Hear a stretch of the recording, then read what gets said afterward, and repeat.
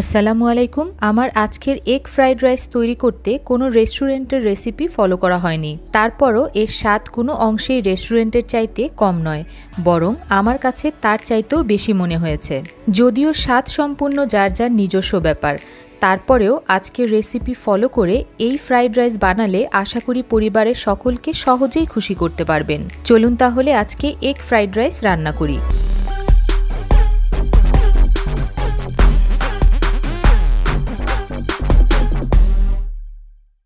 Fried rice রান্নার জন্য অবশ্যই আগে চালটাকে প্রসেস করে নিতে হয়, এটা সবাই আপনারা জানেন।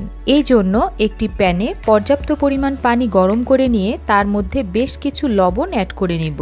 এই লবণটা আপনারা অ্যাড না করলেও পারবেন, কিন্তু আমি করে নেই, কারণ এতে করে পরবর্তীতে রাইস রান্নার সময় আর আলাদা করে লবণ দেওয়ার প্রয়োজন হয় না। আজকের ফ্রাইড রাইস রান্না করার জন্য 250 গ্রাম পোলাওয়ের চাল ব্যবহার করব। এজন্য আমি চিনি গুঁড়া পোলাওয়ের চাল ব্যবহার করছি। ফ্রাইড রাইস রান্না করার জন্য এই পোলাওয়ের চালের ভাত আমি 95 ভাগ পর্যন্ত রান্না করব, আর বাকি 5 ভাগ পানি ঝরা দেওয়ার পর সেদ্ধ হয়ে যাবে। ভাত রান্না হয়ে গেলে পানি ঝরিয়ে তারপর ঠান্ডা করে নিতে হবে। মূল রান্না করতে যাবার আগে আরেকটা বিষয় আপনাদের সাথে শেয়ার করছি।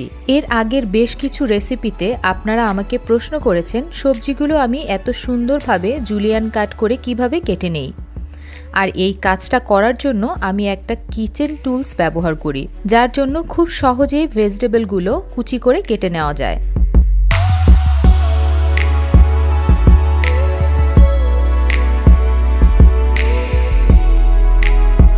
এবার ডিমটাকে প্রসেস করার পালা। টোটাল 4টা ডিম আজকে লাগবে, এই জন্য একটি মিক্সিং বলে 4টা ডিম আমি ভেঙে নেব।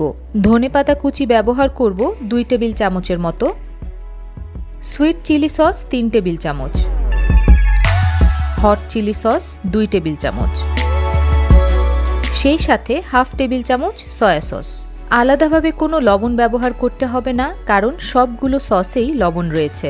শুধু একবার খুব ভালোভাবে ফেটিয়ে নিলে হবে। একটি ফ্রাইং প্যানে 3 টেবিল চামচ তেল নিয়ে নিচ্ছি ডিম ভাজার জন্য। 2 বারে আমি ডিমগুলো ভেজে নেব। এই জন্য প্রথমে অর্ধেক ডিম দিয়ে 2 পাশ ভেজে তারপর ভেঙে ঝুরা ঝুরা করে নিতে হবে।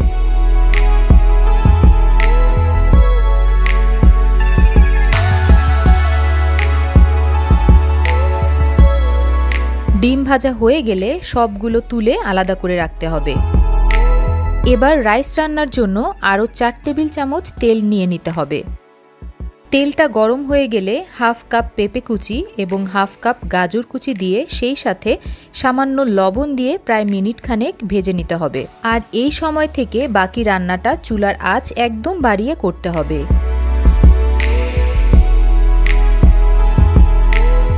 গাজর এবং পেঁপে ভাজা হয়ে গেলে অ্যাড করব রান্না করে রাখা ভাত এবং একবার খুব ভালোভাবে সব মিশিয়ে নিতে হবে। এখানে আপনারা চাইলে আপনাদের পছন্দ মতো সবজি ব্যবহার করতে পারেন, আবার চাইলে কিছু ক্যাপসিকাম কুচিও দেয়া যেতে পারে, সেক্ষেত্রে রাইসের ফ্লেভার পরিবর্তন হয়ে যাবে। মেশানো হয়ে গেলে এবার ভেজে রাখা ডিম দিয়ে আরও একবার খুব ভালোভাবে মিশিয়ে নিতে হবে।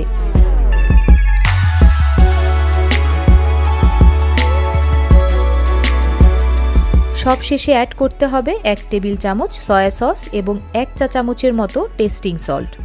আপনারা চাইলে টেস্টিং সল্ট স্কিপ করতে পারেন, সেই সাথে পছন্দ মতো চিনিও অ্যাড করা যেতে পারে। সব কিছু আরও একবার খুব ভালোভাবে মিশিয়ে নেওয়ার পর একবার একটু চেক করে দেখতে হবে এর লবণটা ঠিক আছে কিনা।